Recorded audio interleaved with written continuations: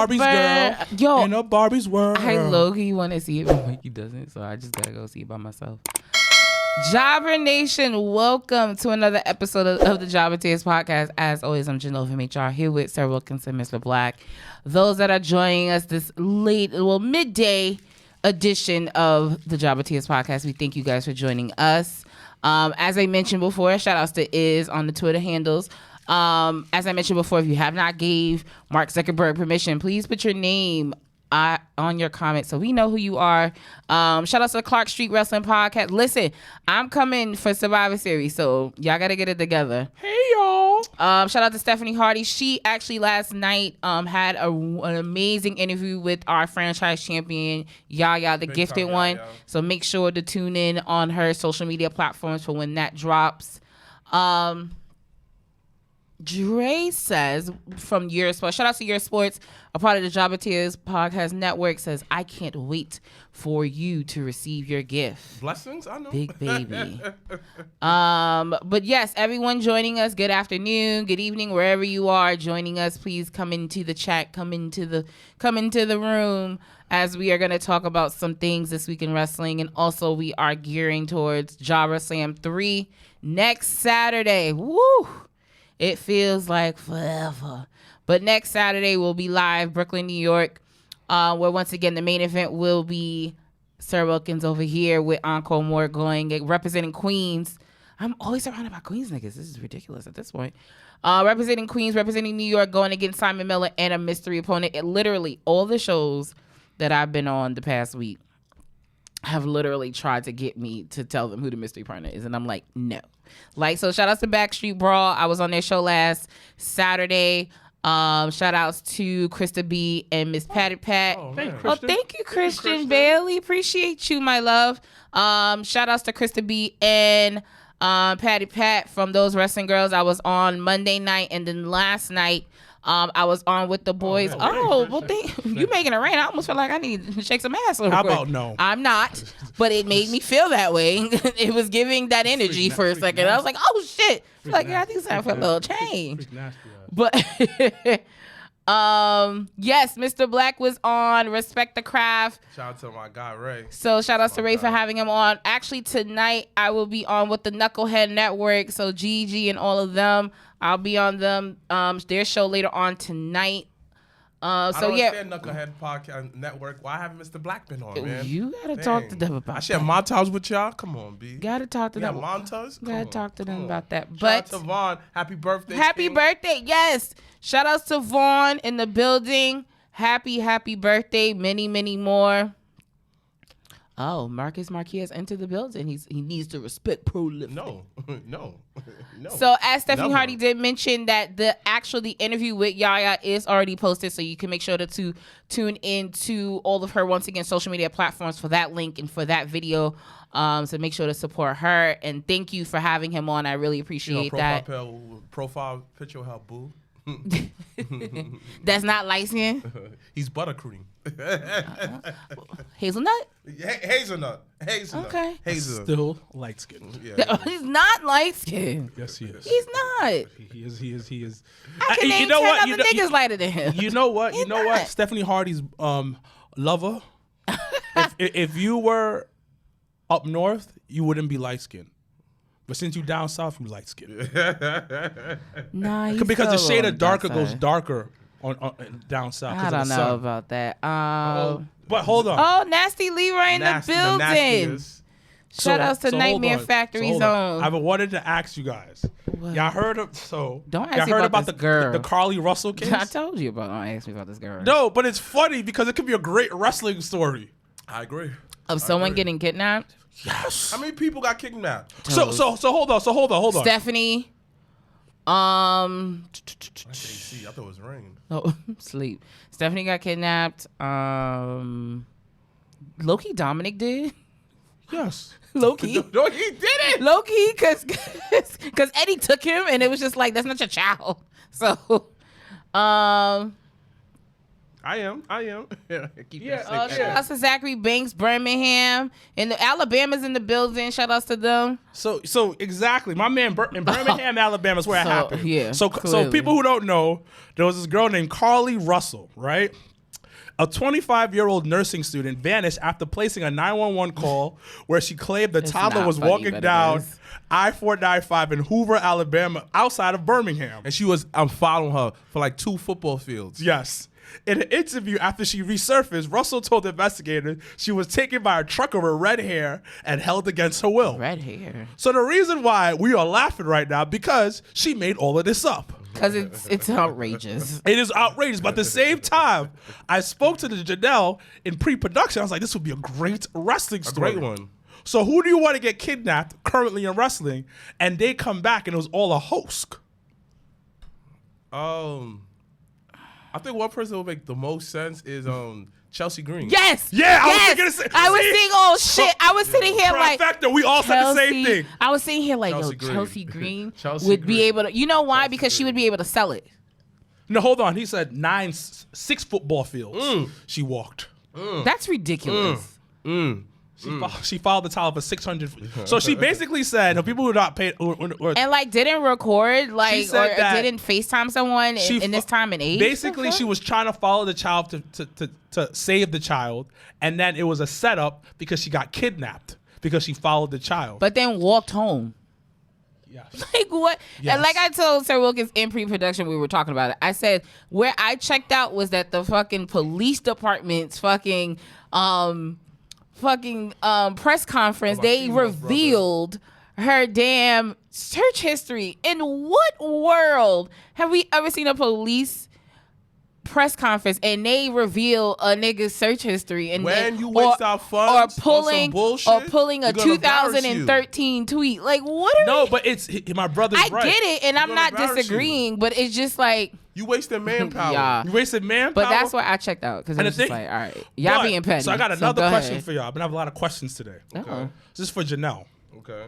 Would you watch Mr. Michael Bostic sleep with another woman? Would you pull an Adam 22?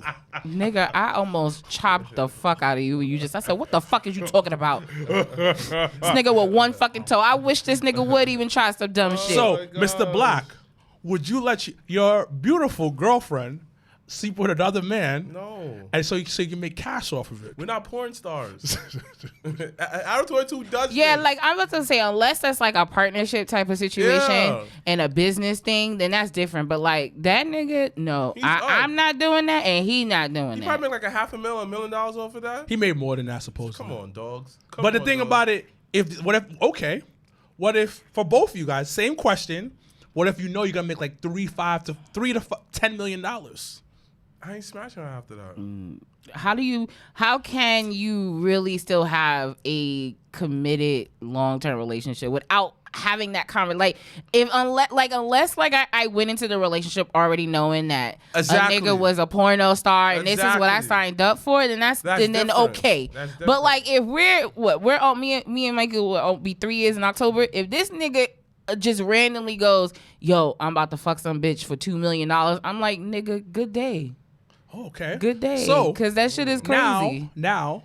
Because now you gonna bring some shit back home, or what if she get pregnant, all type of dumb shit? No. But the thing about it is, Matt 22 is a porn star. Adam 22 is a porn star. Him and his wife has OnlyFans that's rocking. They do scenes together. They have the other porn star. So what he's doing is what he's basically what he's been promoting for years. But the only thing about it is not everybody knows that side of him. So now. Would you do that? Absolutely. You asking me? So you know what? My ex-girlfriend wanted me to bang her friends and watch, and she wanted us to have like a girlfriend. Okay. And what you said? I said absolutely not. Why? Because you're a headache. I know the other one's gonna be a headache. I'm not dealing with 2 headaches. I mean, the latter of the two. I like. Okay, so good quality what mental if, health. Are you sure about that? right. No shade. You sure about that? No, none shade. No, I promise you. Would you let your man bang Beyonce? First of all, Beyonce. I would if she let me smash hoes. Wow. Should I just mix it in part? At that point. Okay, so do you think in the WWE universe, not in real life, as characters, do you think Dom and Ray do it? No. And no, not in real life. As WWE character. Let's say the WWE universe is the real world. Okay. No. Do you think they do it? No. Yes. Yes. No. His name is Dirty Dom. I already told you what his name is. And he's young too. Yo, so when you hear Dirty Dom, what's the first thing that comes to your mind? He is dirty because he does freak nasty shit with his dominatrix Rhea. Yeah. Okay. Yeah. Dirty Dom is dirty. WWE thinks we stupid. Okay. WWE thinks we don't think. Adjectives. So he added. So they see the freak nasty stuff Rhea be doing, because Rhea be doing some freak nasty stuff online, very sexual, beautiful woman, respectful. But as a character, Rhea Ripley, she be looking freak nasty, looking like a dominatrix. So then they go, damn, he's Dom's mommy. Dirty Dom. Why you Rhea like this? is Dominic Mysterio's dominatrix, and he a dirty man. Why you like? So it's Dirty Dom. This is wild, but we're gonna get into Dirty Dom almost being the complete draw for NXT this week, with over 700,000 people on average watched NXT this past Tuesday. So we're gonna talk about that a little later. Because and of course, That's being call it racist because Dirty Dom because he's Mexican. No, I don't even know Listen, you ain't Mexican. where that came from. I know Facebook user is Mexican. Facebook user who just post that at Who are you? 2:59. What is going Are you on Mexican? Reveal yourself. And So It's wild. So go ahead. You said about Dirty Dom being NXT. Well, no, yeah, we got a new North American champion this past week on NXT. So we'll slowly get into that a little later. But your random ass Adam 22 questions. I said, what the fuck? Why are we talking about that? Hey, Corey, in the building. Thank you once again, everyone that's joining on the live feed. Before we get into, I guess, this week of wrestling, is there anything you guys particularly that are watching on the live feed want to talk about? Want our opinions? He's dirty because he went to jail. Come on, folks. No, Zachary, you're right. We know this. We know this. But the thing, when I heard dirty, I was just like, this nigga out here. The conspiracy is the conspiracy in me. Zachary Banks. It's a nice name. That's like a solid. Like, are you a lawyer or something? That's a strong black name. Yeah, strong black name, Zachary Banks. That's like some real Fresh Prince. Fresh Prince. Like, well, Zachary Banks. That's my conspiracy side coming out. We all know dirty because he went to jail. Yeah. And he's a heel. So what I actually loved was on NXT the segment with Dom and D'Angelo and them passing each other, and then D'Angelo tells him that somebody from the jail said hey, and so they were able to connect that with Dom, and he goes, yo, that was the homie. Like, he's like it, that part of it. I said, this is what I love. Who was he in the jail? He was talking to from the jail. It was something like I guess a fellow on the yard, but it was just so funny that they were able to. Jay, I want to hear about your excitement. I love that you're excited about Jobbertears 3. What does that give me? I can't see if I'm lying. I'm talking about the person that called it racist. Oh, okay. How about Jack Perry went and the Cody documentary about a damn so far, title? People want to talk about Jobbertears 3, the Cody documentary, and Jack Perry winning the FTW title. Right, so we'll start off with look, Jobbertears going to always be the focal point, but Cody Rhodes, they announced the other day that a new documentary will be coming out on the Cock on Monday, July 31st. What is the truth? On Peacock. Yo, they're increasing the prices on Peacock, by the way. So anyone that does not know that, Peacock will be increasing their pricing. I think it's like either $2 or $3 more a month, which is still not bad, because actually Peacock, like, I watch shows on Peacock. Like, I actually really like Peacock as a streaming platform. I want to talk about how much shade I was throwing that mysterious Steve thing. So once again, Cody Rhodes will have his documentary on Monday, July 31st. They just did I guess a little Q&A day, I guess movie premiere out in Atlanta. They were in Atlanta this past week on Monday Night Raw, so it just was all fitting. But what are you guys most excited, and those are watching, what are you guys most excited to learn about from the documentary? I mean, we know everything already. No, you may or may not. You never know. Bro, I mean, yes, you asked us. You asked us. So the thing is, we know everything already. He said it numerous times. He needs to finish the story. So we know everything already. We watched his reality TV show with his lovely wife. Mm-hmm. So we know, we know that his daughter stopped racism. Yeah. We saw his 24. We saw it. And don't forget they had that. They just had one for Cody on for A&E for his dad. Remember? Yeah, the biography. Right. That was good. And we all know that Cody knows how to cry on command. Exactly. I mean, Roman too. What are they gonna talk about his American? I mean, like his like they're gonna say, all right, man, he left WWE blank. And then they'll talk about it. I think they'll talk about it because he's been able to kind of like also low key kind of talk about sometimes like when he does certain promos, he'll mention certain things on the AEW side of things. What do NBA players? Ralph DeBarge? I don't know what you mean, love. I know you're talking about Peacock, but I'm just so confused. I don't think they're gonna show AEW footage. Nah, they'll show indie shit. They'll show a lot of indie stuff because actually, I think that the preview did have like an indie clip. So because I forgot who AJ Styles when they had his documentary on WWE. I think it was AJ Styles. They got footage from Hog. Mm-hmm. They contacted Hog on it. Oh wow! So they'll bring the indie footage on there. Okay. They'll put the indie footage on it.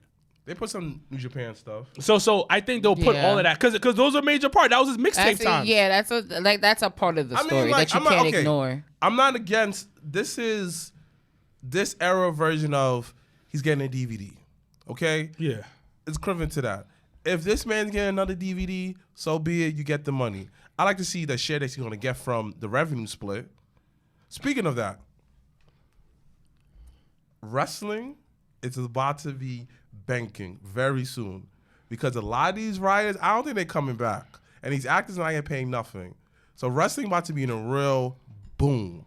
So, dang, we're going to play. The reason why I said that because I think it connects to what you were saying about writers and revenue. Writers and stuff like that. So I think that you're going to see more stories like this, but just for characters that you may not think they will get one. Like, don't be surprised if R-Truth get a DVD now. You understand? Don't be surprised if some of the refs get a DVD because now the ref is getting into the WWE Hall of Fame. Don't be surprised where you get that lady who was throwing everyone's gear, little DVD. Now, I mean, a little documentary now. You understand? Because people need stuff right now. And that's to bolster up. Even on the AEW side, they look at that and go like, oh, let's do that because we need to fill out the max. But I think, and I was joking, but I was halfway serious. I posted online about this. I think that's why AEW got so many shows. Yeah. I think Warner Brothers Turner was looking at this strike, and was just like, yo, because from what I heard, they were saying this might last. They're so far apart when it comes to agreements. Yeah, like it'll definitely go into the fall. Yeah. Like a lot of shows won't be able to start recording. A lot of some Black Mirror like shit even the they had just did. We was just talking about Barbie. They just did because another movie coming out is the Haunted Mansion movie, the Disney Haunted Mansion. Oh yeah, the new one, right? Yeah, the new one that's coming out. I think it's coming out next week. But even when they just did their movie premiere, the only person that showed up was the director. Yeah. So like it's like. But you know why, though? Yeah. Because they had went on strike. The actors at that point had went on strike, so they were just like, "Nah, we not fucking with it." So also to add to that, let's say all of us are in a union, right? Are part of the union. In your union contract, we all gotta go on strike. Yeah. It's like there's no ifs, ands, or buts about it. What it could have been Barbie. No, across seas. It was a premiere across seas, and they bumped up the timing of it because they knew they were gonna have to go on strike the hour after that. So Oppenheimer. Yeah. So to touch on that, Oppenheimer. I don't know if you guys heard about Oppenheimer. It's about the atomic bomb. I can't wait to see it. So they premiered right after the thing's about to go up and start. All the actors walked out. Yeah, they left. Because in their contract, once you become part of the union, you have to go on strike. And if you don't, you lose all your benefits from being part of the union. Yeah. But the thing, like, do you blame them though? One of the things in the contract, they're talking about how hey, we're gonna pay you. Let's say they're gonna pay you for image, right? We're gonna pay you like 300 stacks, easy. Here you go, right? One time, and then they can put your picture in WWE, whatever. Use your likeness for everything for the rest of your life. Yeah, that's what you get they're trying to do. You get no residual. So do you guys? So then I have a question to the table. Do you agree, even with now seeing how Hollywood is gonna go dark real soon? Do you still believe that wrestling needs a union? Wrestlers need a union, but wrestlers are pussy. Yeah. Talk about it. So the reason why I say that is because I have said this. We have said this on the show.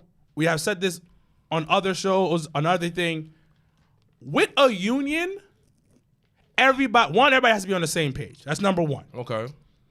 Number two, you gotta put your ego to the side. Yeah. And everybody ain't about that. And nobody is about that because. And then it changes the dynamic of how much you can use a wrestler, what you can do with a wrestler.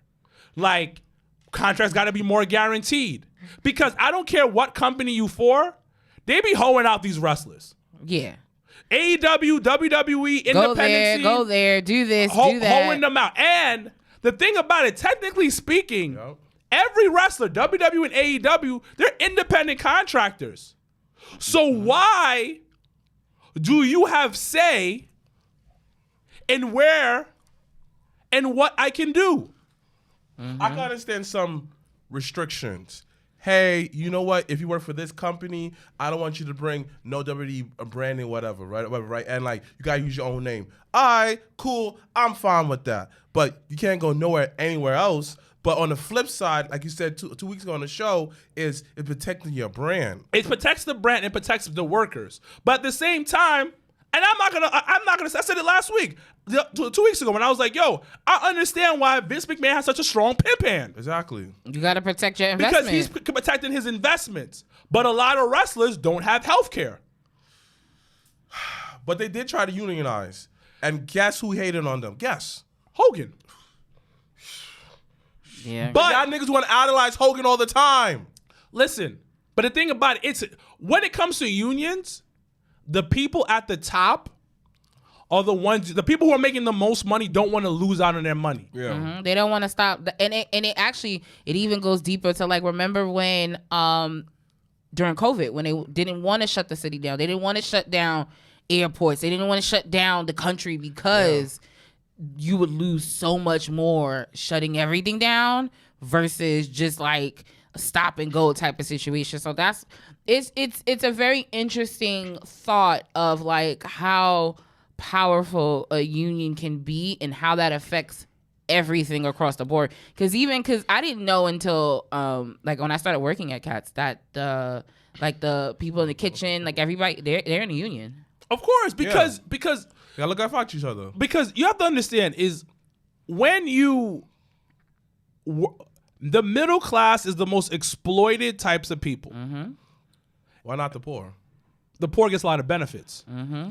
A lot of government assistance. You get a lot of government assistance. Which is why I always tell people, like, yo, resources is crazy out here. Yeah. When you don't have nothing, you can get everything. When you in that middle and you can still kind of survive a little, but you still need some assistance, you ain't gonna see nothing out of that. So that's why it's like, that's why I'm, and this is we're about to get like all this other shit, but like a lot of people stay low. Yeah. So they can continue getting benefits. Mm-hmm. When you look at wrestlers, a lot of times it's like, I'm making a shit ton of money.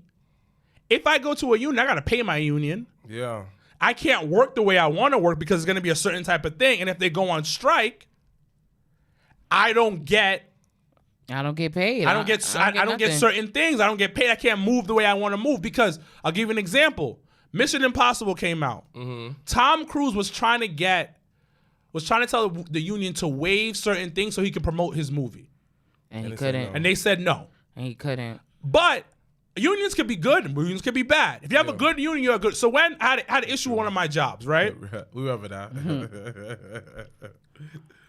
We were agreeing to get into a union. Okay. And the job was trying to screw me over. Okay.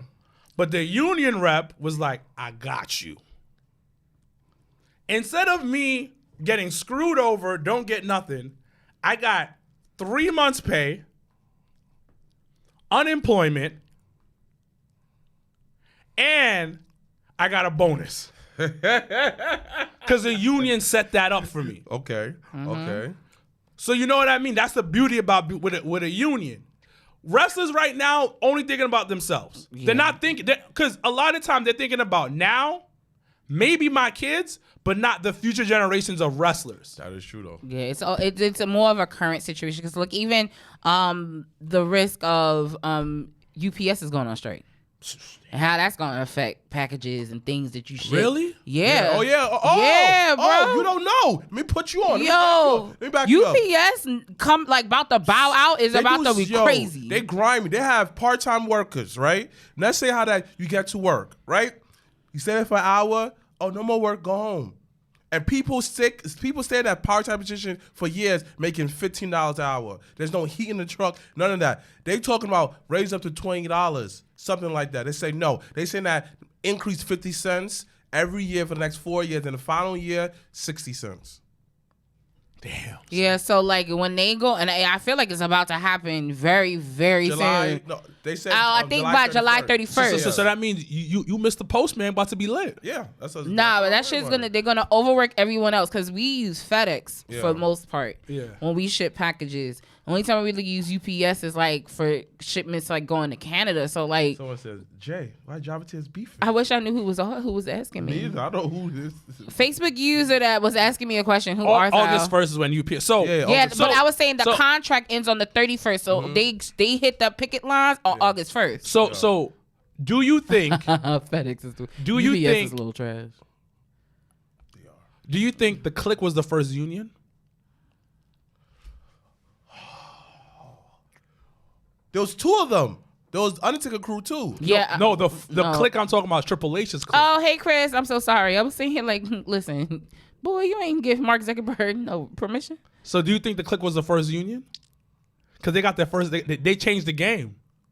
Wait. Actually, Ralph DeBarge says 4 Horsemen. Why do you say 4 Horsemen was the first union? So why do you think the 4 Horsemen was the first union? So right now we focus on. You said you said this was the Click the first ever unofficial wrestling union. Yes.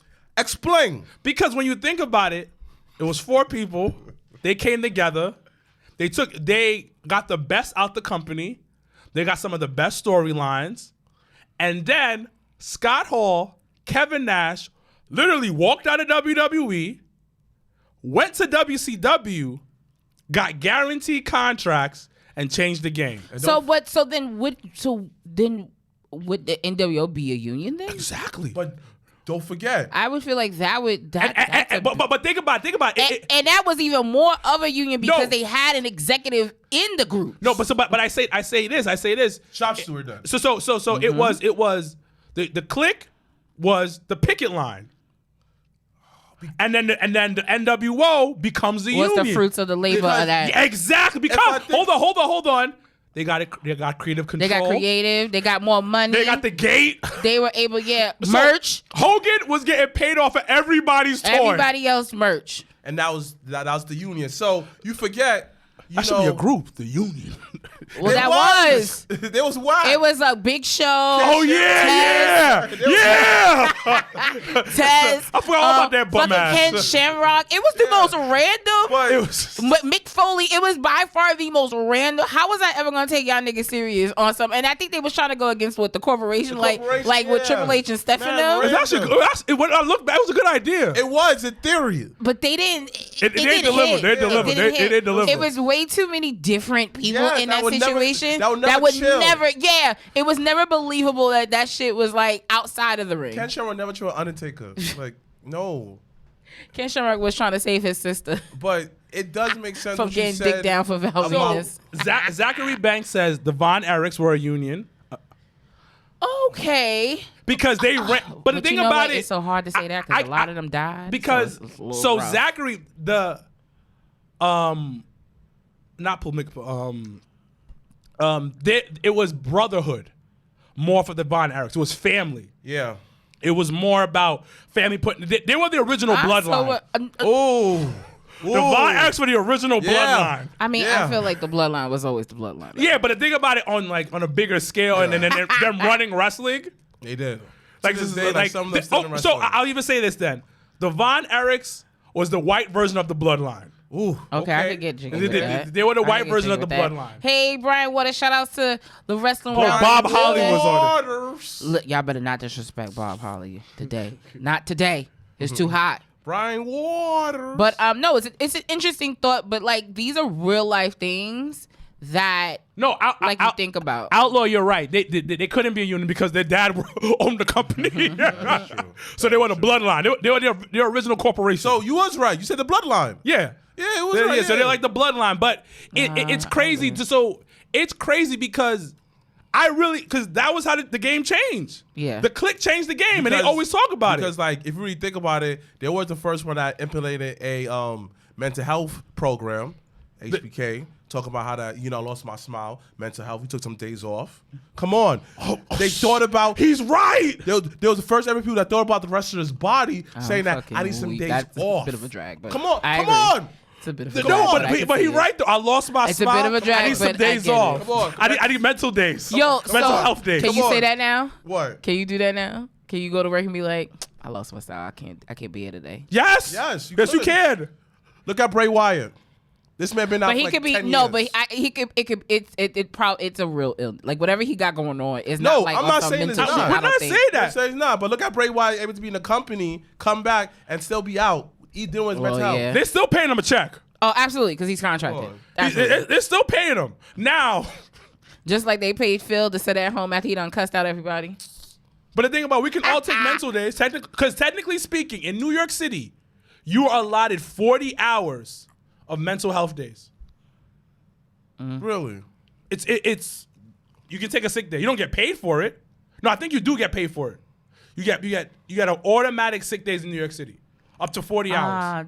Javian Claiborne said the Hearts. But see, again, when your dad was running the territory, that was even a different level. Marquise, like Stu Hart. About Jobbertears South need a union after Jobbertears. I don't think so.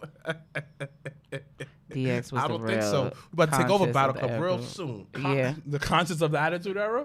Yo, I read this article. I could get with that too. It was a very interesting article. It said that, first of all, it said wrestling is in a new boom now. Yeah. Not the same thing, but it's in a brand new boom. And it also said this boom is better than the Attitude Era boom. What are your thoughts? I have to agree. Because people, even though that people still liked wrestling, but I think wrestling wasn't as palatable. You couldn't bring it everywhere now because it was still like little screamers. Oh, I can't watch it in front of this person. Now I could turn on wrestling. I could watch it in front of the family and not feel uncomfortable.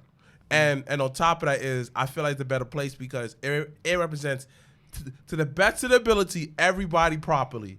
From black people, Spanish people, whatever. WWE may not represent them a certain type of way that you may like them, but MLW does it. Shout out to the new face of MLW, Alex fucking Kane. Shout out to Alex Kane, a good friend of the Jobbertears podcast.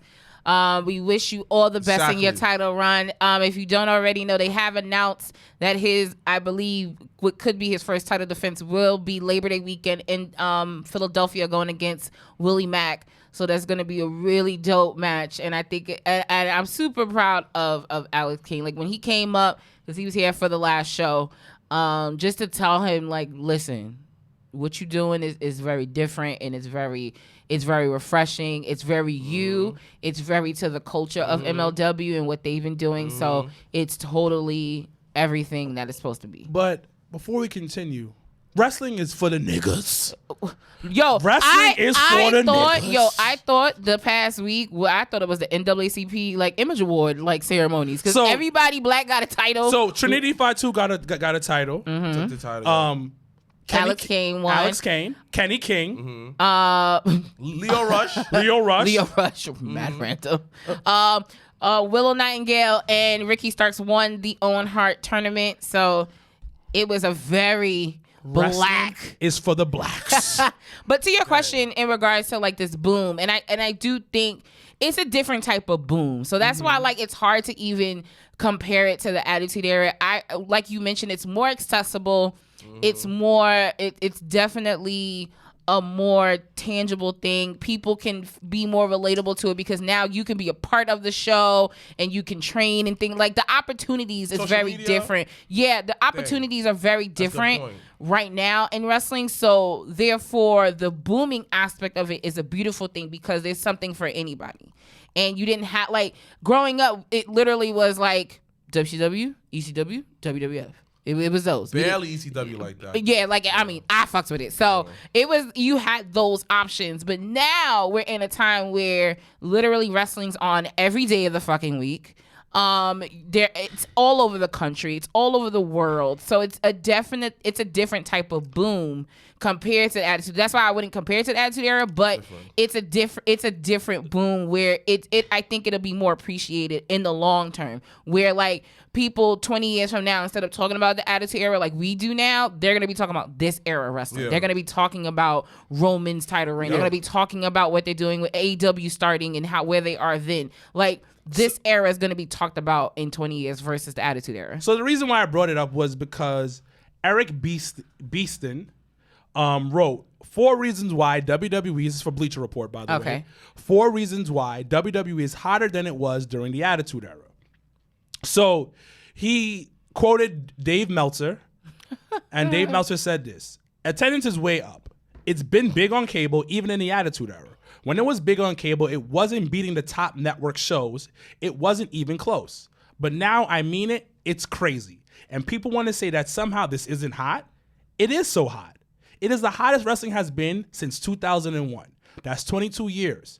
And people may look back and go, oh, like you just mentioned, they were doing 3 million viewers not that many years ago, although TV's changed. Because a lot of stuff is streaming. You guys have said it. They certainly weren't doing these crowds on a regular basis like they are now. The crowds for the quarter would be some of the highest in many years. And so many other things so many other things when you look at them, merchandise has never been higher. Not in the Attitude Era, not in the Hogan Era, ever as high as it is now. Roman is a catalyst. Cody Rhodes is doing great on Raw, no doubt about it. Roman, he's been great since he went heel, and it's been building and everything like that. But even when you look back 6 months ago, it's gone way up since 6 months ago. And then the 4 reasons why they gave it, they said is because, number 1, masters a spectacle. Yeah. WWE moving a handful of its premium live events into stadium settings. It's a different vibe. Has elevated the shows in terms of significance, but also made them each one feel like a bigger deal. Not for nothing. Like I don't know how it translated on TV, but Royal Rumble in the Alamo Dome was such a dope experience because it felt larger than life. It gave me that WrestleMania feel that you have when you're in the stadium. So to be how they are strategically placing premium live events in places where you're still getting that WrestleMania feel and it not being WrestleMania. So he said another thing: young celebrities and the cool factor. Yeah. In the years past, celebrity involvement in pro wrestling is regulated to a cameo or handful of appearances. Now, celebrities are fully involved in WWE. Someone else just said that on the live. I'm not sure because I couldn't. There was no name. Someone literally just said that celebrities. You scroll a little bit up. Celebrities and mainstream athletes and celebrities with big influences are repping wrestling heavy, and that definitely plays a really big part. They drive social media interaction by the way of fan excitement. Number 3. The prodigal son returns and other emotional stories to invest in. The return of Cody to WWE from an all-elite wrestling promotion that he helped create cannot be understated. Talks about Rhodes, and I think the last one was, like Vaughn said, the franchise player. Roman Reigns. High tides raise all ships. I think another thing that Yaya said this a couple of years ago, right? And I remember when he was up here. And he said the significance of what WWE does certain things, and how it affects the industry. And he was talking about coffee. When coffee wins, it gives it's like a big ripple effect where like we need a black champion. We need to imitate what these are doing. And wrestling is winning. Like I said, the biggest thing is it's winning on all scales. On a smaller scale and on a bigger scale. Because now you go on social media and you can follow a nigga like White and say, oh, okay, what is he doing, this, that, third? I want to follow him. And then when you follow him or whatever, you find out about a battle club. You understand? You find out about Pro Wrestling Magic. And I don't want to dress how the indies, I mean, everybody WWE dress. I want my own T-shirt. You know, you go to Pro Wrestling Tees. You understand? Or you go to... Or you go to maybe another independent wrestling person. And now we are discovering there's so much jobs in wrestling. But also, Outlaw said this, and this is very important. That's why fans need to stop scaring away mainstream fans. I said that. We said that mad times. It's first of all, you're scaring away the pussy. Nah. Let's talk about this. No, let's talk. Let's talk about this. You go first. Let's talk about this. You go first. Listen, wrestling fans, I'm talking to y'all right now. They represent. This is the male. This is where it differentiates. Because as a female, never had that issue. So wrestling fans, especially the male wrestling fans. Yes, that's what I'm saying. Number one thing, I need y'all niggas to wear deodorants. Oh my gosh, y'all niggas stink. Stink, B. And I'm talking about you. I'm talking about you. And I'm especially talking about that nigga over there. He stinks. So you scaring the vagina. The lovely ladies that want to get into wrestling. Yep. Because when they sit next to you, they smell B.O. You a nasty nigga. Take a shower and wash your ass. Stop hating women. And then, number two, my brother just said this. Y'all hating on women. Just because a girl says, hey, I want to get into wrestling. What you know about wrestling, bitch? Get like 1,001 essay. So who was champion 2002? You know what's crazy though? I've never been G-checked though. But the thing about it, you a different breed. Exactly. But I'm talking about like I gotta think about that. They also understand that you have a podcast. Well, no, even before that, I've never felt like somebody was like. So I'm gonna continue. So never mind. So okay. So. These niggas, like you just said, they be like, she be like, oh, I want to get into wrestling. What you know about wrestling, bitch? Stupid. You stupid. You only watch WWE? You don't know about New Japan and what happened in Wrestle Kingdom 12? How you don't know that, stupid? You stupid, bitch. Lesbian ass bitch. But on the same exact time, in her inbox, send her dick pics. Stop sending girls dick pics, B. You know what? Bitches be asking for dick pics. What? No, unsolicited dick pics. No. Unsolicited dick pics. I'll show you some texts. I don't want to see anything. Unsolicited dick pics. Comparing to you or your dick. So please keep that away from me. And then, so we're going to continue. That's number two, because they be really looking for essays. Dissertations of what happened in New Japan in 1995. Bitch, I don't fucking know. And another thing too, yo, stop surrounding your whole life around wrestling. It's not that serious. They're not solving world hunger. Get into other activities, man. But the thing is, you know what? I'll let it rock. Why? I'll let it rock. If your whole life is about wrestling, that is fine. But don't gatekeep. Ooh. And that's the problem. Because you got Stanley who wants to get into wrestling. But you tell him he can't watch WWE because it's not good. Can't watch it. Gotta watch New Japan. And sit there and be bored sometimes. Because I guess what, you don't understand this. Come on, B. Because the New Japan nigga hits hard. So, but maybe Stanley does like it. Of course. Stanley may like New Japan wrestling. But then that AEW nigga is like, yo, come on, son. AEW's a shit. You gotta watch this. Then the WWE nigga be like, you stupid niggas. Y'all, all three of y'all stupid. Both of y'all stupid. Watch WWE. No, fuck all that. Watch YouTube, MLW, all that. Nah, can't watch I want to watch what I want to watch. No, go watch this. So, man. Yes, Tamara, can we just watch wrestling and be happy? I agree. Because that's what wrestling's supposed to do. Like, we love it, so it's supposed to make you like. The three things of keeping away people. Mainstream fans. Number one, you niggas stink. Take a shower, wash your ass, put on deodorant, and you know what? Buy cologne. Yes. That's number one. Wait, hold on. Let me give you some tips. You know, with MrBlacc, man, I don't have time to wash my clothes.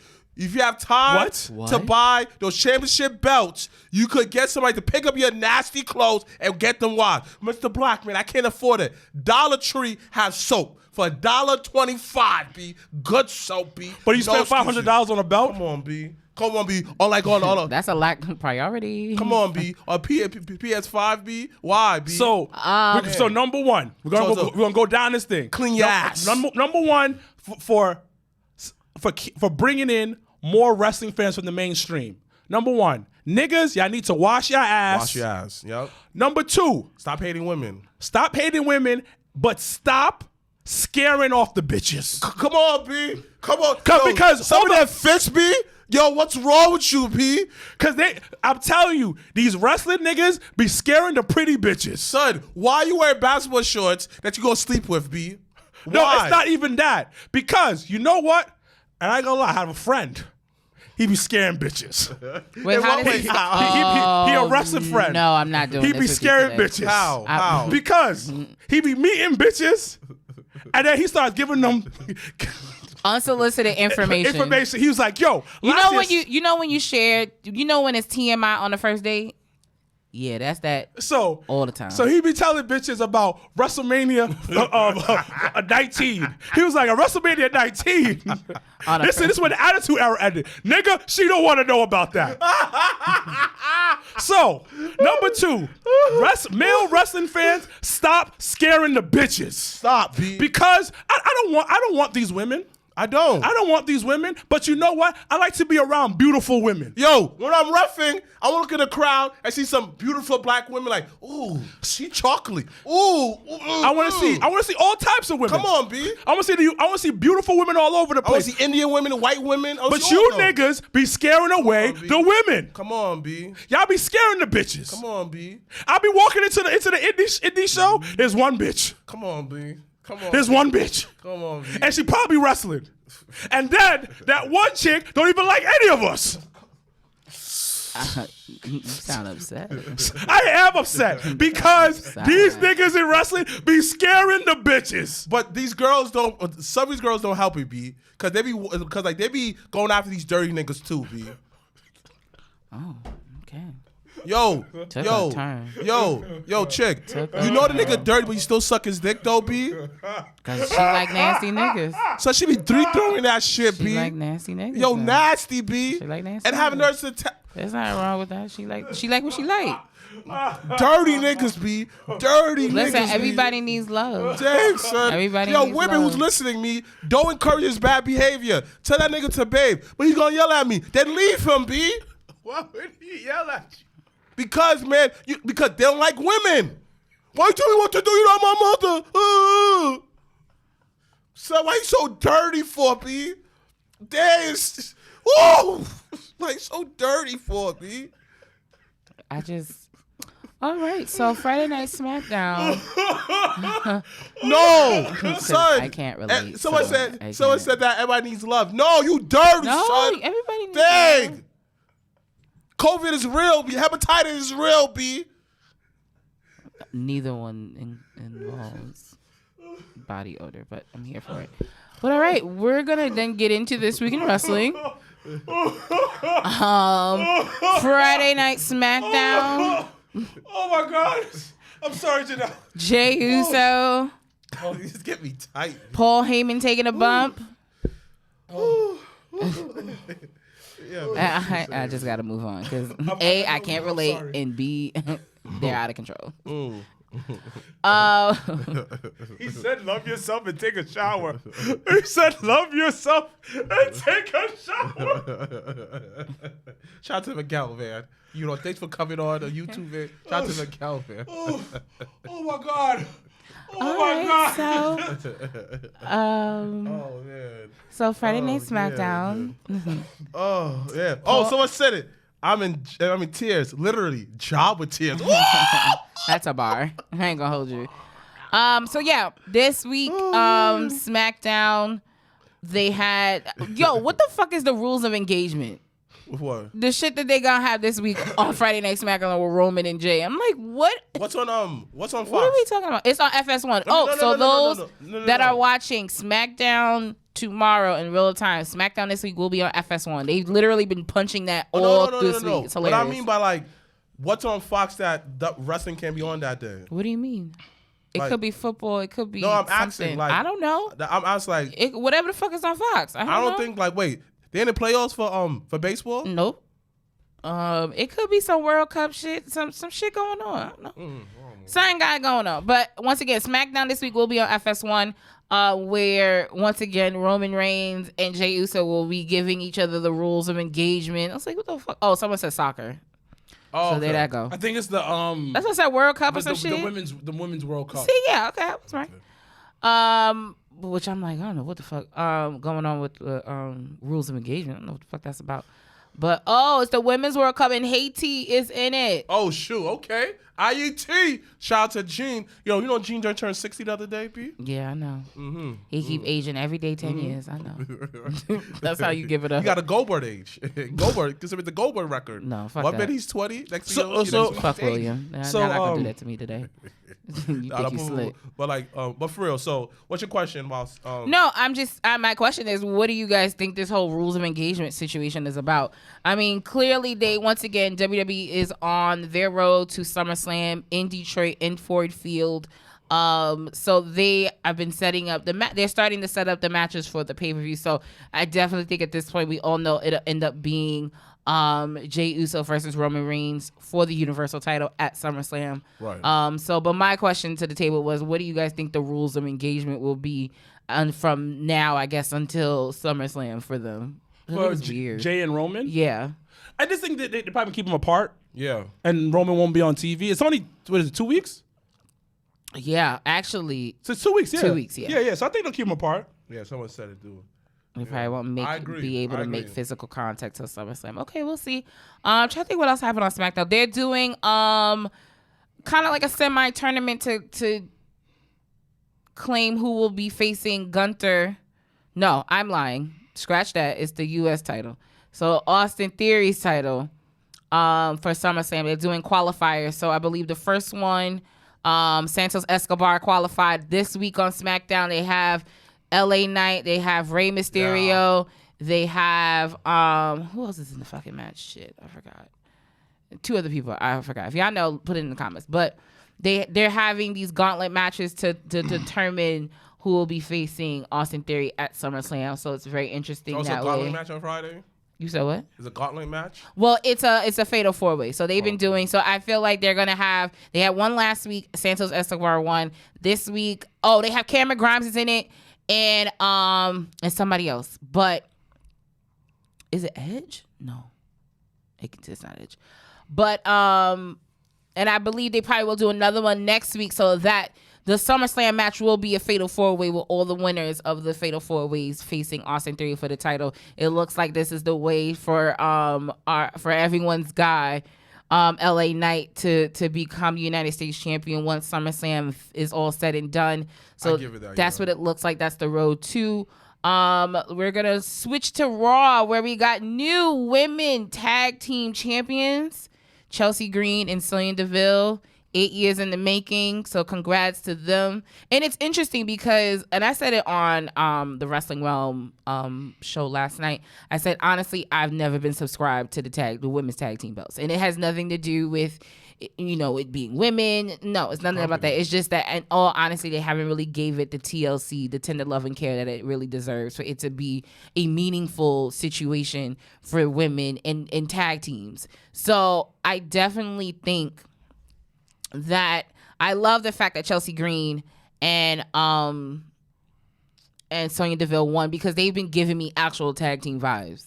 So and then you have the 2 girls on NXT talking about, we want an opportunity. So it's really good. And I've said it before. I love how they've been able to, instead of NXT feeling like the developmental, them treating it as a third brand, them treating it as an extension, another place of opportunity. for superstars. So I love that once again the women's tag team can be defended on all three brands. So it'll be really interesting to see what they do with Chelsea Green and Sonya Deville. I can't really see it because the lighting is weird. Hot take, I actually like Austin Theory, and he should be the longest reigning U.S. champion ever. It's not really a hot take. I like Austin Theory as well. Yeah. Longest reigning, I probably won't do that part, but I definitely think I do think that he needs to add something more to his character. Yeah. That's it. But people forget, like, Austin Theory is still developing. Like, they want him to be a star, like, tomorrow. It's not like he don't put on great matches. It's not like his promos is bad. It's actually pretty good. That's why I'm looking at people like, I hate Austin Theory. Why? He's a bad guy. You're supposed to hate him. I think Zachary Banks makes it the best. It's been poor booking for him in general. Yeah, but that's why I haven't really believed in the women's tag team division, it being itself. You talking about the women's tag team or Austin Theory? I'm talking about Austin Theory. And actually really for both. If we're actually gonna be honest, both, yeah. Now that we thinking about it, it's like actually it could be for both situations. I thought the women's situation was okay. This is how I feel about it. I didn't have a problem with them changing hands. I don't have a problem with the title changing hands. The problem is we're so consistent with it. Where who I'm gonna root for now? There's no tag team that I actually had my like my hands on them, except for Bayley and Sasha. That's the only time I felt that I was highly invested in a tag team, and when Kairi Singh and Asuka had them. Oh, the pirate girl.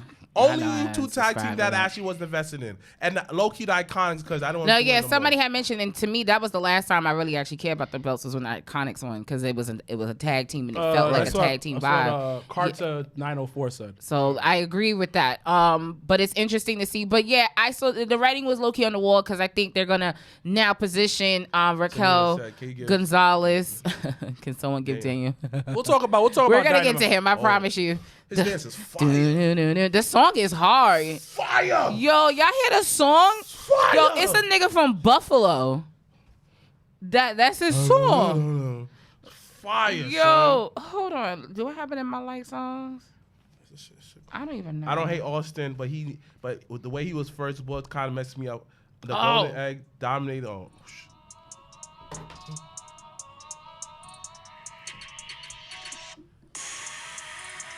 Shit is hard. Woo!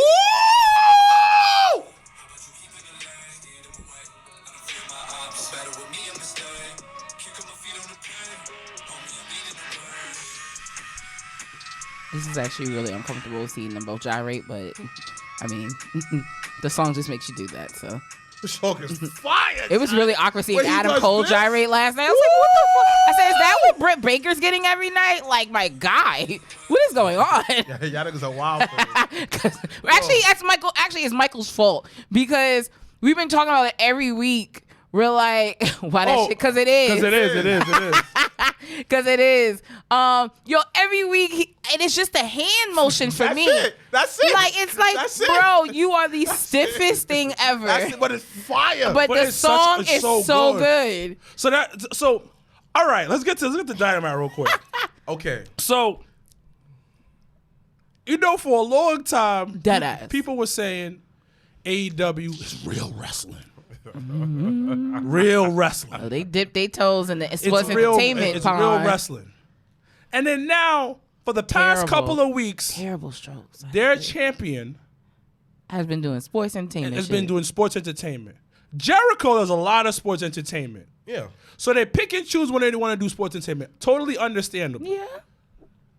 But if WWE did the same exact thing they did on Dynamite, everybody like, this is trash. Boo. This is garbage. Okay, let me ask you a question. Question to the table, to both of y'all. What is sports entertainment and what is pro wrestling? To y'all. Really low-key, for me, professional wrestling, low-key is really the independent circle. Low-key. Hey, I hope you're doing well. I'm weak. But no, I think when I think of professional wrestling, I just think of technical wrestling. I think of just straight, like, just two people going at it, creating a story in that moment, finishing the story in that moment. With sports entertainment, I just feel like it's a bigger picture deal where you're getting characters, you're getting storylines, you're getting You're getting moments of things where moments you can talk about and things like that. So with sports entertainment, it's more for you it's in the word entertain. It's supposed to make you feel a way and for you to talk about it. So Zachary Banks, shout out to Zachary Banks. Oh, you've been very, very vocal today, Zachary. Thank you. He said the difference between the wrestling being the draw versus the story being the draw.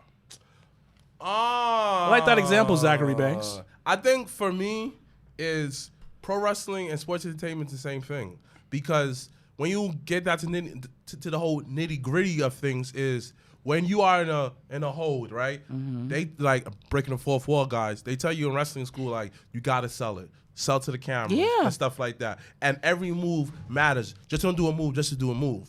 You understand? Let the move register. Grab a body part. You understand? All the greats do it. So to me, is sports entertainment and pro wrestling the same thing. It's just like we say pro wrestling as far as it's like that's just the go-to thing to say. Because you're not gonna say sports entertainment because that's such a broad thing, but it's underneath that umbrella. Pro wrestling underneath sports entertainment. So it's a subtopic. Yeah, because every sports have entertainment in it. If you go to the baseball game, they have like hot dogs, little people running around. You go to a basketball game, you're gonna have basketball things. So everything sports entertainment because of pro wrestling. Because you need people to stay in the arena. You need people to go into your events. So you got to bring some kind of entertainment. So I think that's the same thing. It's just like you said. Yeah, that's it. But I do like what y'all all saying, though. Like, it does make sense. But yeah, because it's about the story in both sports entertainment. Wrestling is about what's going on inside of the ring. Yeah, that's why I've always, for me, when I think of pro wrestling, and that's why we always talk about AEW being like an elevated independent wrestling promotion, because it does give you that. If you want to see a match, your dream matches and technical wrestling and all that stuff, that's going to be the platform you see that on. Whereas on the WWE side of things, you're going to see a lot more of the entertainment side. You're going to see a lot more of because there's so many different crowds and different audiences that gravitate to different things. Like, you're going to have a crowd that really just wants to see wrestling. You're gonna have a crowd that just wants to be entertained. That you're paying your money when you think about it. Every time I go to a WWE pay-per-view, I'm paying to be entertained. I want to have fun. I want to be a part of the show type of thing. Where if I want to actually just see professional wrestling, I would definitely gravitate more on the indie side of things and go to a show that's on the local level and see actual people train, what they've learned from training school and how they apply that. So, but like you mentioned, it works. It has to go hand in hand. It's like when you think about sales and marketing, you don't just say sales. You don't just say marketing. You sell sales and marketing. So when you look at professional wrestling, it's going to be professional wrestling and sports entertainment. Like they do go hand in hand. So that's why. Go ahead. No. Hip hop is a culture. Rap is the genre. I think what he said. I'm picking what he said. I think, like you said, I think he put it great. I think sports, I think pro wrestling is the genre, and sports entertainment side is just the culture. You understand? I think that I agree with everything. Like, you need both. Like, even in pro wrestling, I mean, indies, I can't be entertained. I want to watch wrestling. You still be entertained regardless, because we see Steve Pena versus I forgot the dude's name, versus Bounty Keith. Yo, that's a wrestling match, but it's entertaining because it's hard hitting. So either way, you're getting the best of both worlds. If you come in Job Slam 3. To me, in sports entertainment, Vince Sports Entertainment is more geared towards more like the storylines. Pro wrestling, more focused on feuds based on who's better athlete in the past of it driving the story.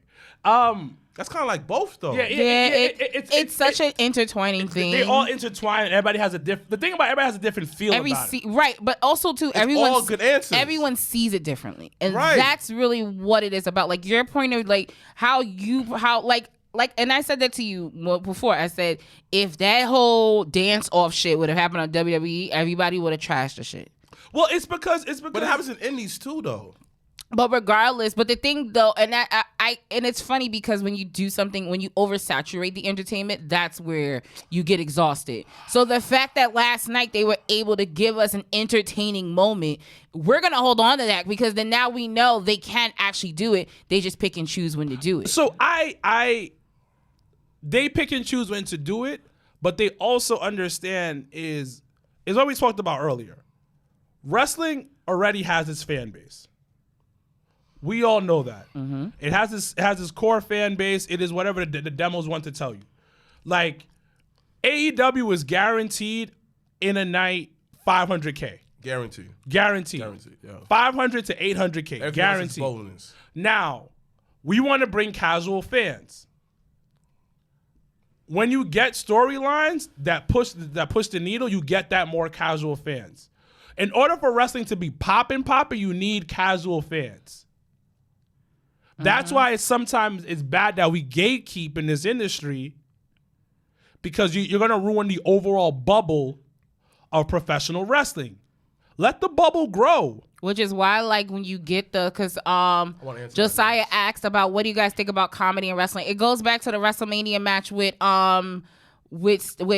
Jackass versus with Sami Zayn. Yeah. It goes back to that where it gives you. Like when you have those moments and pockets of something different, it's refreshing. It's something new. Not even new in that sense, but it's something like it's a breath of fresh air in that sense. But like I mentioned, when you do it a lot, you're not grateful of the moments. So But when you think about it, so when you think about it,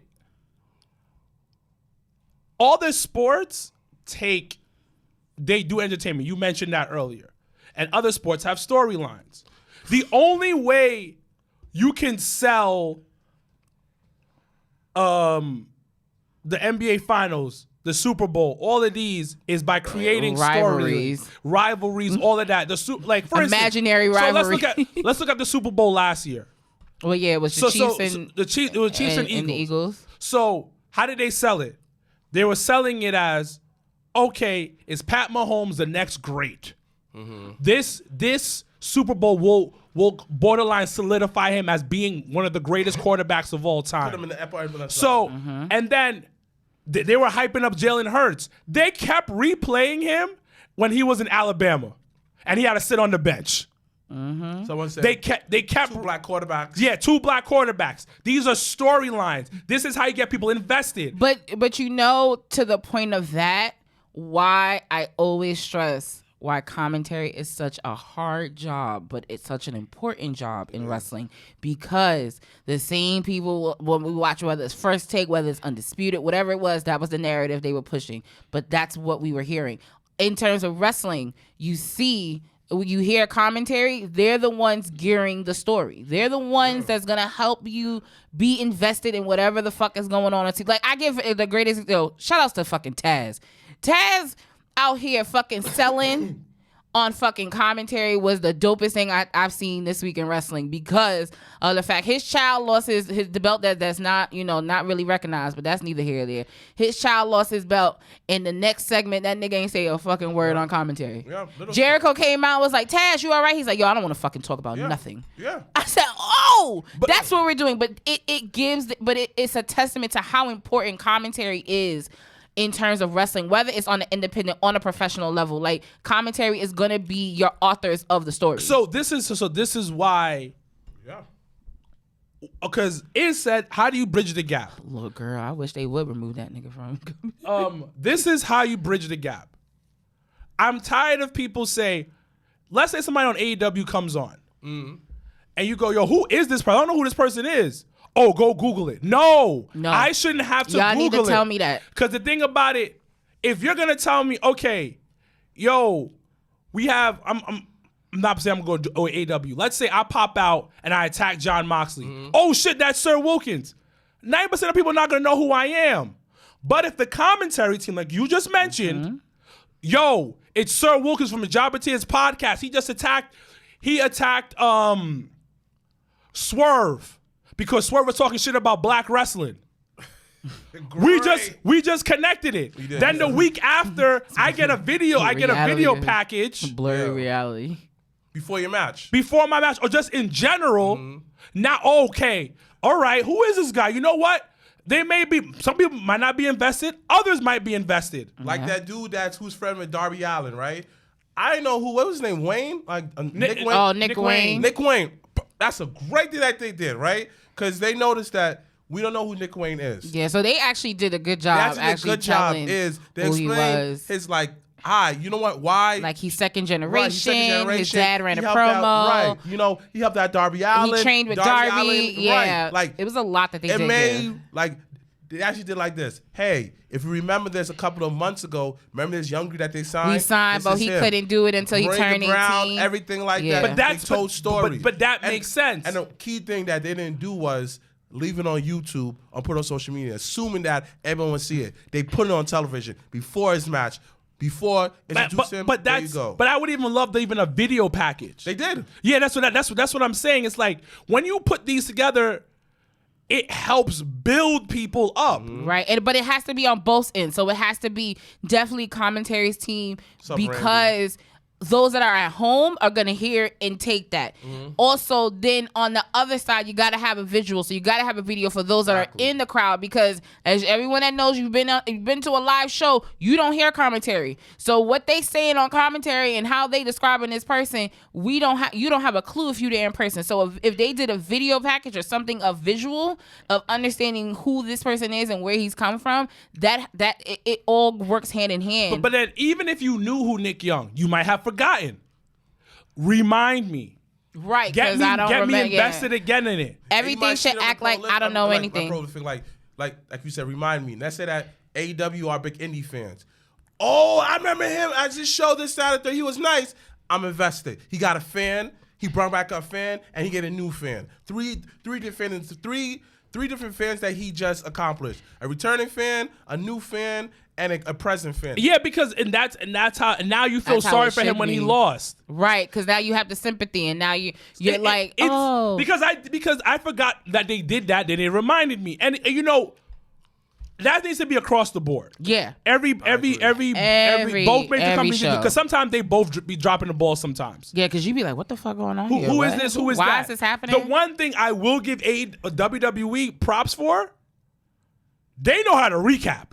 Absolutely. Yes. They will, and they recap on every fucking show. Yes. They will recap. They will listen. When I watch NXT and they have recap, they they was pushing SmackDown being on FS1. They was pushing the Raw when Mello was on. Like they use every opportunity that they have a live show to push anything previously. So just in case you didn't know what happened, this is what happened. Wait, I got a question. So when the commercials are happening on Premium Live event, right?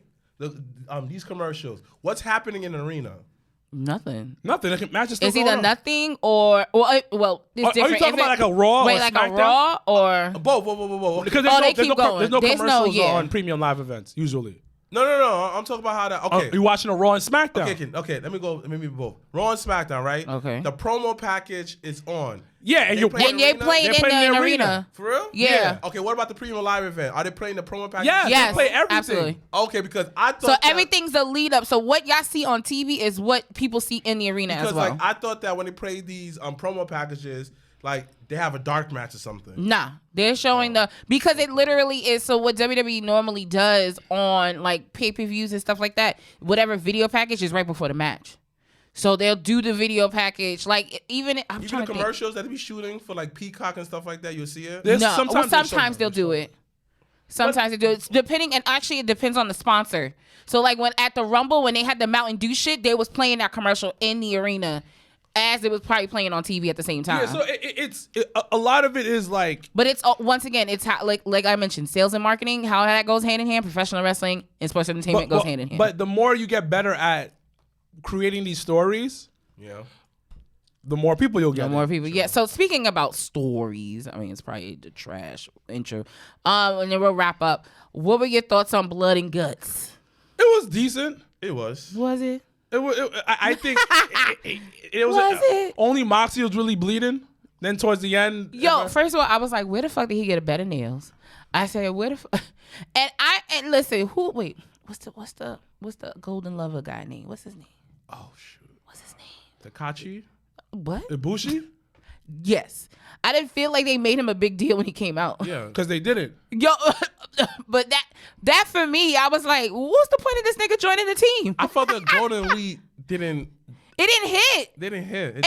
And then I felt like, because y'all know I'm really big on like production of it, the sloppiness of the in and out of the ring, because technically the match don't start until everybody in the ring. So when what's he say? Ibushi sounds like a card name. Anyway, when he came out and Wheeler Yuta came, who's hurt?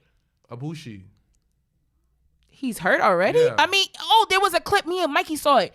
There was a clip. Yo, my man took a full bump on thumbtacks. Yeah, for no reason. For no reason. I was just like, what is going on here? But I just felt like the big deal that they were going for, it didn't hit. And it was just like, and then for the now I want to say Tekashi 6ix9ine. I hate you for that. Don Callis, and then when Neville left, and then the other nigga, I said, what? What was the point of adding them to the team if they wasn't gonna be about that life? What are we doing? It was ass. It was very good spots. And you know what's crazy? I don't think I would have felt that way had Eddie Kingston been in the match. I don't think I would have felt last the year's way. Blood and Guts was better. I don't think I would have felt the way I was feeling, because I left very incomplete, and it did feel all over. For y'all to have a whole hour, like, granted, bigger picture, it probably was dope live and in color in person, but like on TV, I'm trying to give them some credit, but like on TV, it just was like, it's all over the place. It was whack. It was whack. Because it was even worse because remember, you can't see inside the cage. Yeah. At all. Yeah. And then one of them Jackson brothers was throwing thumbtacks from the top of the cage. I said, what? I said, because at first when he got up there, I said, yo, is he gonna crash down through the cage? That's what I thought. And that, honestly, I would have popped. Not gonna hold y'all.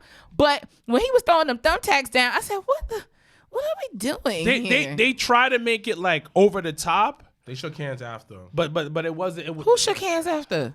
Probably all of them. They all kumbaya. I mean, they put their bodies on the line. But what I will say, though, I did like the fact that they handcuffed Mox. Yeah. And kept him neutral. Yeah. I did like that. I will say that. Other than that, it was definitely a miss for me. It definitely looked sloppy and all over the place, and I just was like, all right. And I felt like the guy, it being his debut, they didn't really make it a big deal. And honestly, his debut match probably shouldn't have been a multi-man person type of situation to begin with. So what everybody's saying is that they're probably hurt. He was probably really hurt. Yeah. Who? Ibushi. How? When he came out? He probably in general. He was just hurt in general. Then why did we go that route? Like, why do we continue to put in danger the people that...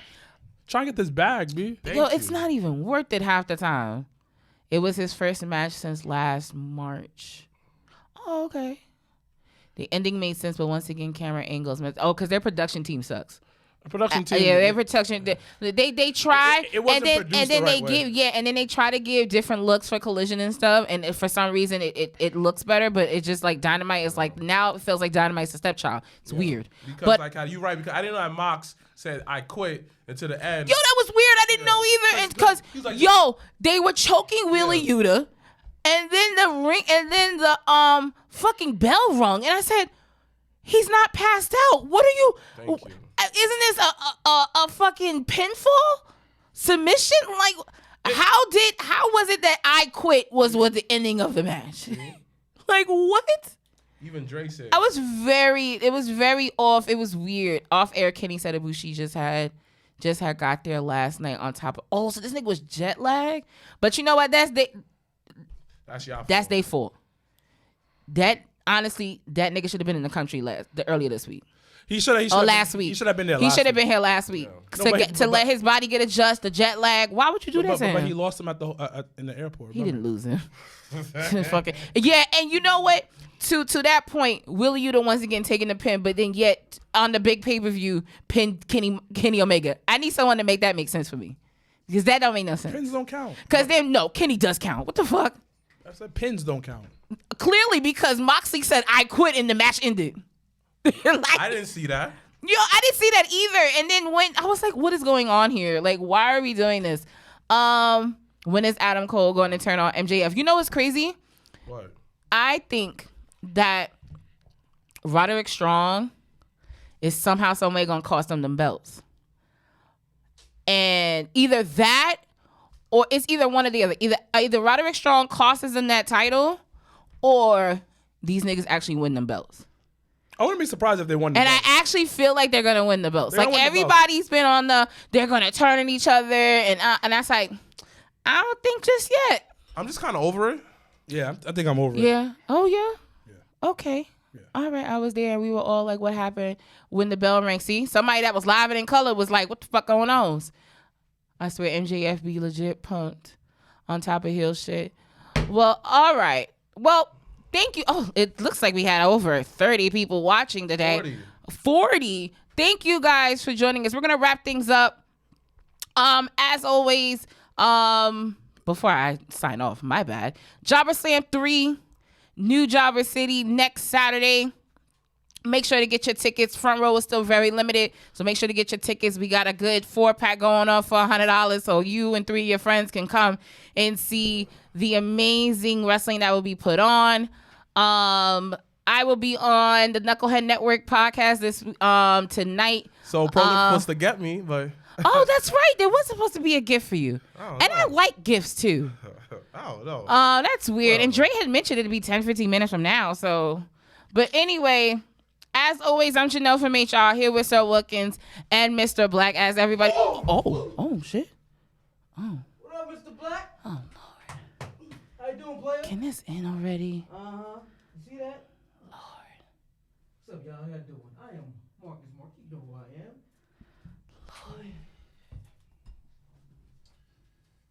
Lord. Damn. What's up, Janelle? I'm Switzerland, so. You know. Talking all that trash, right? I got something coming up real soon. I'm on a little hit list, you know. Pull up season's real live in effect right now. I got somebody else I need to go see. You know, matter of fact. I don't know who that is. It's almost about 4. About 4? About 4. Yeah, I don't know what's going on. I gotta go make my way. Yeah. Well. Hope you like your gift, player. Well. All right, guys. Well, that's an awkward, weird way of ending the show. But Jobber Sam 3 next Saturday. Be there, be square. Hashtag Black Excellence. Hashtag we are out. And hopefully I don't got to go to City MD. I almost want to draw a chalk line around his body, though.